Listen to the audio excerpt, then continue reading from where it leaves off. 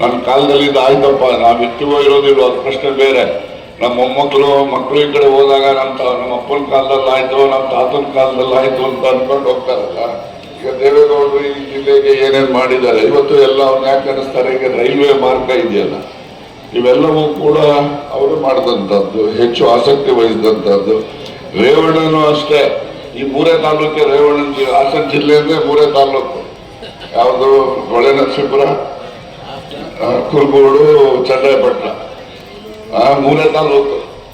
3 ತಾಲೂಕೆ ಹಾಸನ ಜಿಲ್ಲೆ ರೇವಣ್ಣಗೆ ಸೇರಿದಂಗೆ. ಇರ್ಲಿ, ಕೆಲಸ ಮಾಡೋದಕ್ಕೆ ನಮ್ದೇನು ಅಡ್ಡಿ ಇಲ್ಲ.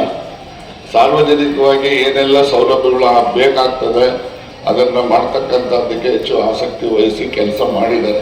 ಆದರೆ ನಾನು ಆ ಕಡೆ ಮಾಡಿಲ್ಲ, ಇಲ್ಲಿ ಮಾತ್ರ ಮಾಡಿದ್ದಾರೆ ಅಂತ ಆರೋಪ ಮಾಡಿದ್ರು ಅಂತೇಳಿ ಯಾರು ಭಾವನೆ ಮಾಡಬಾರ್ದು.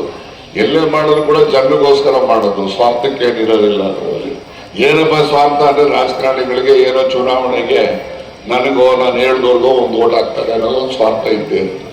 ಯಾರ ರಾಜಕಾರಣಿ ಕೂಡ ಓಟಿನ ಸ್ವಾರ್ಥ ಇಲ್ಲದೆ ಯಾರೂ ಕೆಲಸ ಮಾಡಲ್ಲ, ನನ್ನ ಒಳಗೊಂಡದ್ದು.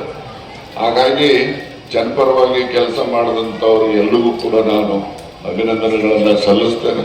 ಮತ್ತು ಇಲ್ಲಿನ ಈ ಒಂದು ಸಂದರ್ಭದಲ್ಲಿ ತಾವೆಲ್ಲ ಉಪಸ್ಥಿತರಿದ್ದು ಬಹಳಷ್ಟು ಜನ ಎಲ್ಲ ಮುಖಂಡಗಳು ಬಂದಿದ್ದೀರಿ. ತಾಲೂಕಿನ ಎಲ್ಲ ಪ್ರಮುಖ ಮುಖಂಡಗಳು, ಸಹಕಾರಿಗಳು ಎಲ್ಲರೂ ಕೂಡ ಬಂದಿದ್ದೀರಿ.